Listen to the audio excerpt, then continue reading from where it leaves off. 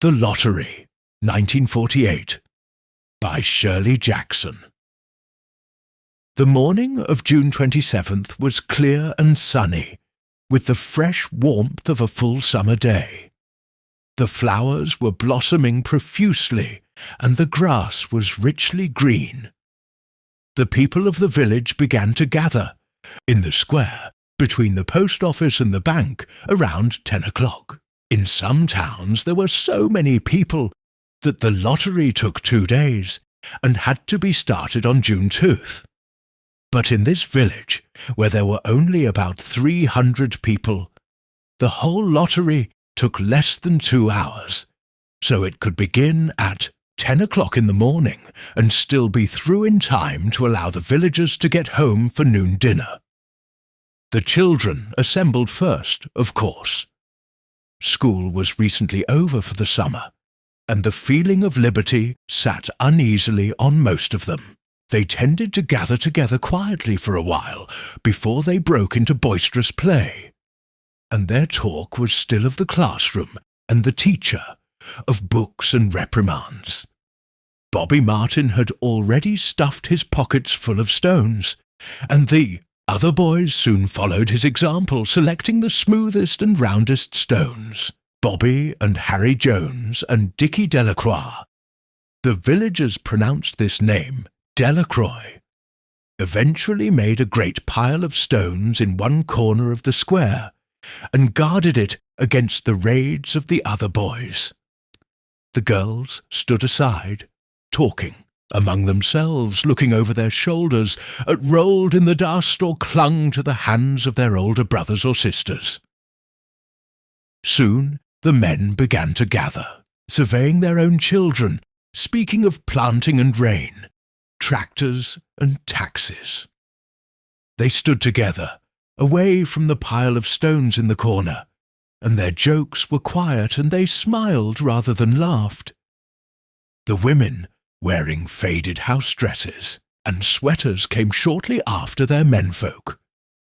They greeted one another and exchanged bits of gossip as they went to join their husbands. Soon the women, standing by their husbands, began to call to their children, and the children came reluctantly, having to be called 4 or 5 times. Bobby Martin ducked under his mother's grasping hand and ran, laughing, back to the pile of stones. His father spoke up sharply, and Bobby came quickly and took his place between his father and his oldest brother. The lottery was conducted, as were the square dances, the teen club, the Halloween program, by Mr. Summers, who had time and energy to devote to civic activities. He was a round-faced, jovial man, and he ran the coal business, and people were sorry for him, because he had no children, and his wife was a scold. When he arrived in the square, carrying the black wooden box, there was a murmur of conversation among the villagers, and he waved and called, "Little late today, folks." The postmaster, Mr. Graves, followed him, carrying a 3-legged stool, and the stool was put in the centre of the square, and Mr. Summers set the black box down on it. The villagers kept their distance, leaving a space between themselves and the stool, and when Mr. Summers said, "Some of you fellows want to give me a hand?" there was a hesitation before 2 men. Mr. Martin and his oldest son, Baxter, came forward to hold the box steady on the stool while Mr. Summers stirred up the papers inside it. The original paraphernalia for the lottery had been lost long ago, and the black box now resting on the stool had been put into use even before Old Man Warner, the oldest man in town, was born. Mr. Summers spoke frequently to the villagers about making a new box, but no one liked to upset even as much tradition as was represented by the black box. There was a story that the present box had been made with some pieces of the box that had preceded it, the one that had been constructed when the first people settled down to make a village here. Every year, after the lottery, Mr. Summers began talking again about a new box, but every year the subject was allowed to fade off without anything's being done. The black box grew shabbier each year. By now it was no longer completely black, but splintered badly along one side to show the original wood colour, and in some places faded or stained. Mr. Martin and his oldest son, Baxter, held the black box securely on the stool until Mr. Summers had stirred the papers thoroughly with his hand. Because so much of the ritual had been forgotten or discarded, Mr. Summers had been successful in having slips of paper substituted for the chips of wood that had been used for generations. Chips of wood, Mr. Summers had argued, had been all very well when the village was tiny. But now that the population was more than 300 and likely to keep on growing, it was necessary to use something that would fit more easily into the black box. The night before the lottery, Mr. Summers and Mr. Graves made up the slips of paper and put them in the box, and it was then taken to the safe of Mr. Summers's coal company and locked up until Mr. Summers was ready to take it to the square next morning. The rest of the year, the box was put away, sometimes one place, sometimes another. It had spent 1 year in Mr. Graves's barn, and another year underfoot in the post office. And sometimes it was set on a shelf in the Martin grocery and left there. There was a great deal of fussing to be done before Mr. Summers declared the lottery open. There were the lists to make up, of heads of families, heads of households in each family, members of each household in each family. There was the proper swearing in of Mr. Summers by the postmaster as the official of the lottery. At one time, some people remembered there had been a recital of some sort, performed by the official of the lottery, a perfunctory, tuneless chant that had been rattled off duly each year. Some people believed that the official of the lottery used to stand just so when he said or sang it. Others believed that he was supposed to walk among the people. But years and years ago, this third of the ritual had been allowed to lapse. There had been also a ritual salute, which the official of the lottery had had to use in addressing each person who came up to draw from the box. But this also had changed with time. Until now, it was felt necessary only for the official to speak to each person approaching.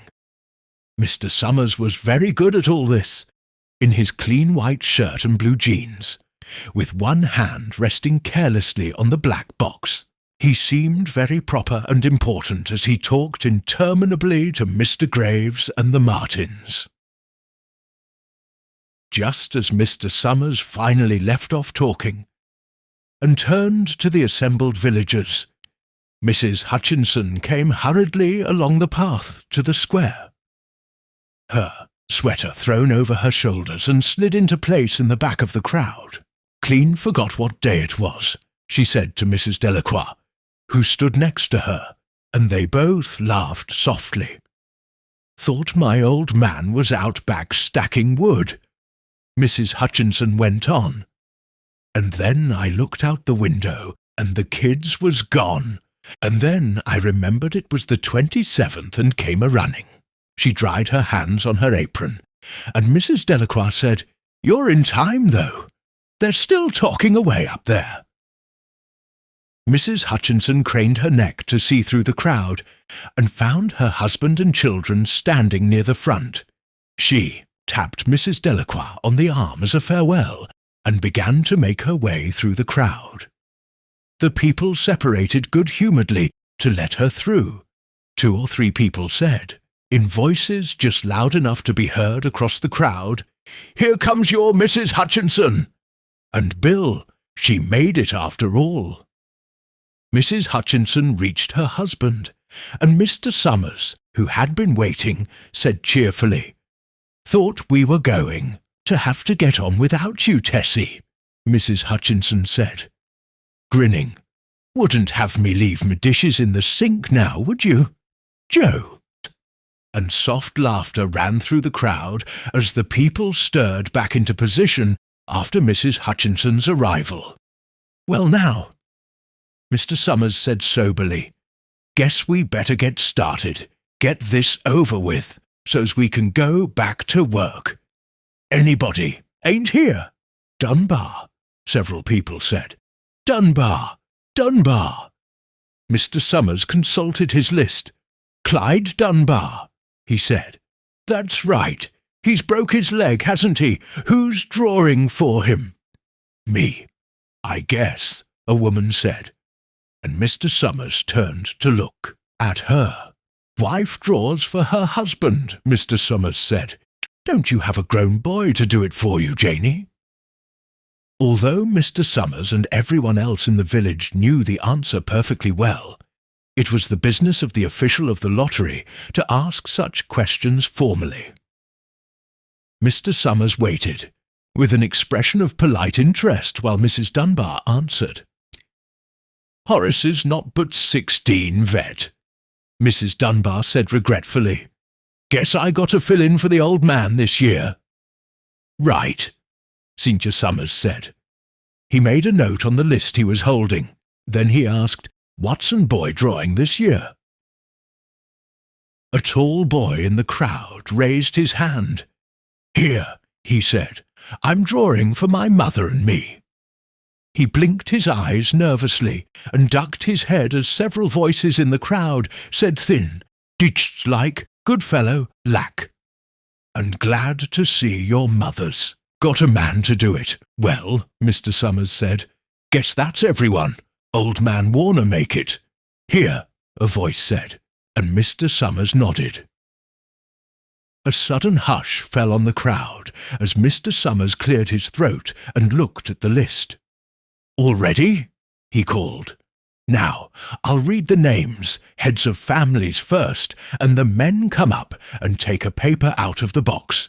Keep the paper folded in your hand without looking at it until everyone has had a turn. Everything clear. The people had done it so many times that they only half listened to the directions.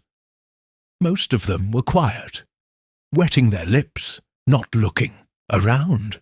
Then Mr. Summers raised one hand high and said, Adams. A man disengaged himself from the crowd and came forward. Hi, Steve, Mr. Summers said. And Mr. Adams said, Hi, Joe. They grinned at one another humorlessly and nervously.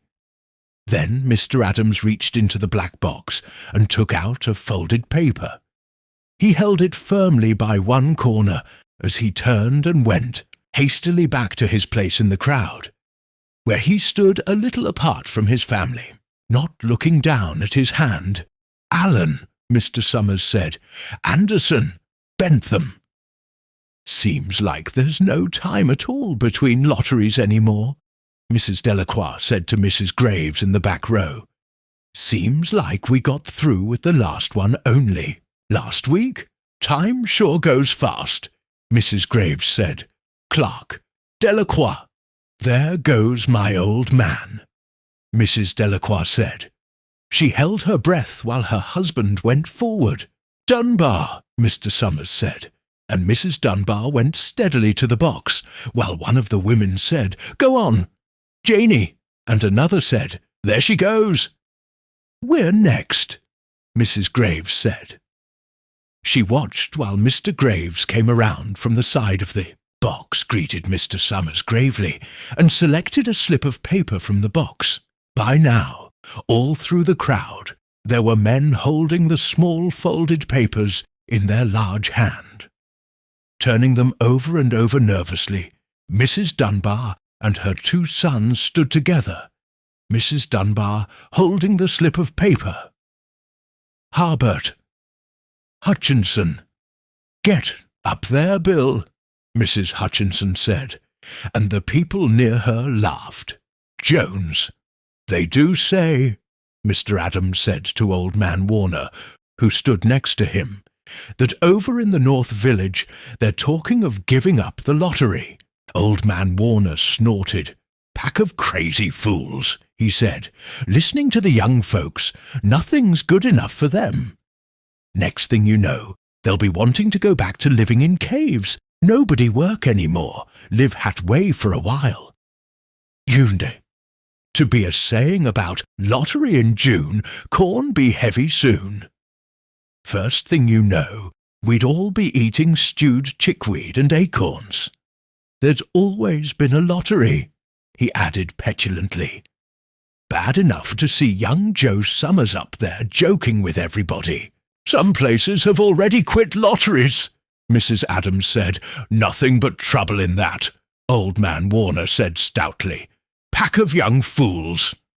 Martin. And Bobby Martin watched his father go forward. Overdyke. Percy. I wish they'd hurry, Mrs. Dunbar said to her older son. I wish they'd hurry. They're almost through, her son said.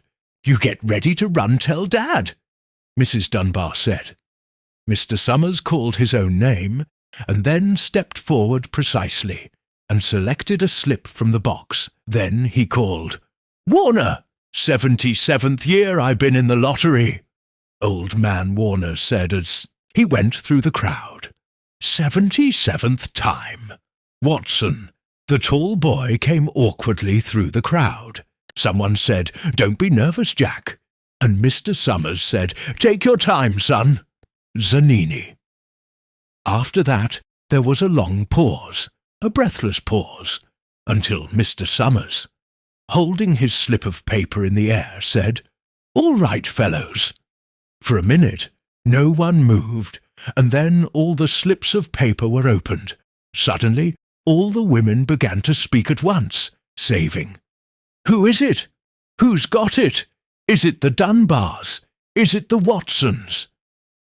Then the voices began to say, It's Hutchinson. It's Bill. Bill Hutchinson's got it. Go tell your father, Mrs. Dunbar said to her older son. People began to look around to see the Hutchinsons. Bill Hutchinson was standing quiet, staring down at the paper in his hand.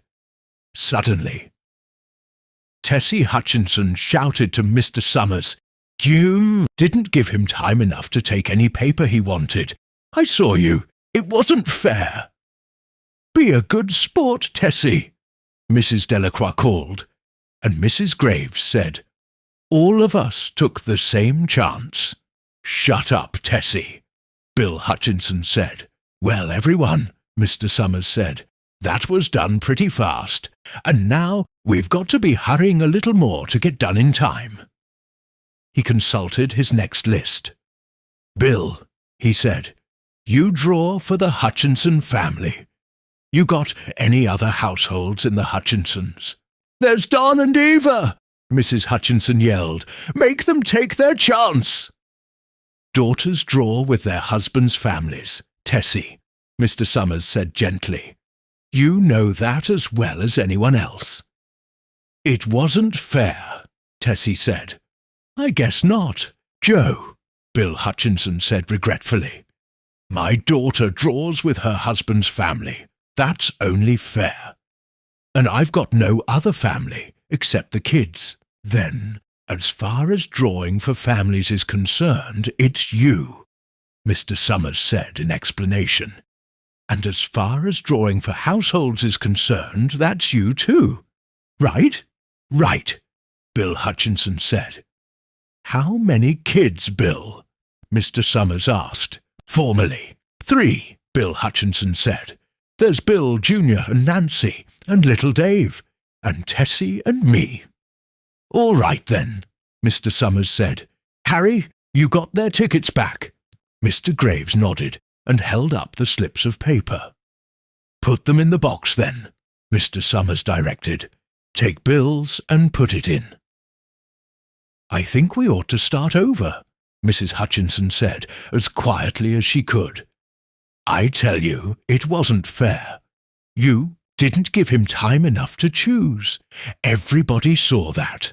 Mr. Graves had selected the 5 slips and put them in the box, and he dropped all the papers but those onto the ground, where the breeze caught them and lifted them off. "Listen, everybody," Mrs. Hutchinson was saying to the people around her. "Ready, Bill?" Mr. Summers asked, and Bill Hutchinson, with one quick glance around at his wife and children, nodded. "Remember," Mr. Summers said, "take the slips and keep them folded until each person has taken one. Harry, you help little Dave." Mr. Graves took the hand of the little boy, who came willingly, with him up to the box. "Take a paper out of the box, Davy," Mr. Summers said. Davy put his hand into the box and laughed. "Take just one paper," Mr. Summers said. "Harry, you hold it for him." Mr. Graves took the child's hand and removed the folded paper from the tight fist and held it while little Dave stood next to him and looked up at him wonderingly. "Nancy next," Mr. Summers said. Nancy was 12, and her school friends breathed heavily as she went forward, switching her skirt, and took a slip daintily from the box. "Bill Jr.," Mr. Summers said, and Billy, his face red and his feet overlarge, near knocked the box over as he got a paper out. "Tessie," Mr. Summers said. She hesitated for a minute, looking around defiantly, and then set her lips and went up to the box. She snatched a paper out and held it behind her. "Bill," Mr. Summers said, and Bill Hutchinson reached into the box and felt around, bringing his hand out at last with the slip of paper in it. The crowd was quiet. A girl whispered, "I hope it's not Nancy," and the sound of the whisper reached the edges of the crowd. "It's not the way it used to be." Old Man Warner said clearly, "She ain't about. People ain't the way they used to be." "All right," Mr. Summers said. "Open the papers. Harry, you open little Dave's." Mr. Graves opened the slip of paper, and there was a general sigh through the crowd as he held it up, and everyone could see that it was blank. Nancy and Bill Jr. opened theirs at the same time, and both beamed and laughed, turning around to the crowd and holding their slips of paper above their heads. "Tessie," Mr. Summers said. There was a pause, and then Mr. Summers looked at Bill Hutchinson, and Bill unfolded his paper and showed it. It was blank. "It's Tessie," Mr. Summers said, and his voice was hushed.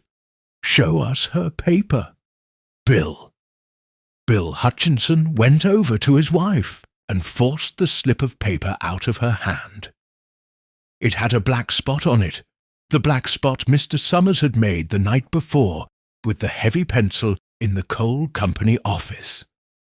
Bill Hutchinson held it up, and there was a stir in the crowd.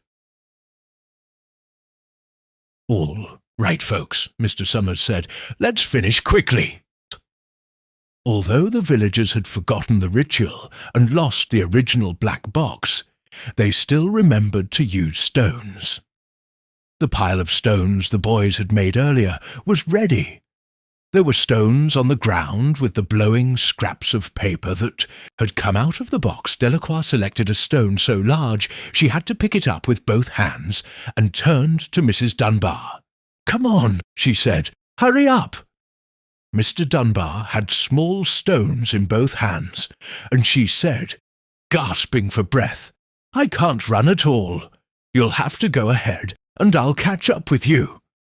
The children had stones already, and someone gave little Davy Hutchinson few pebbles.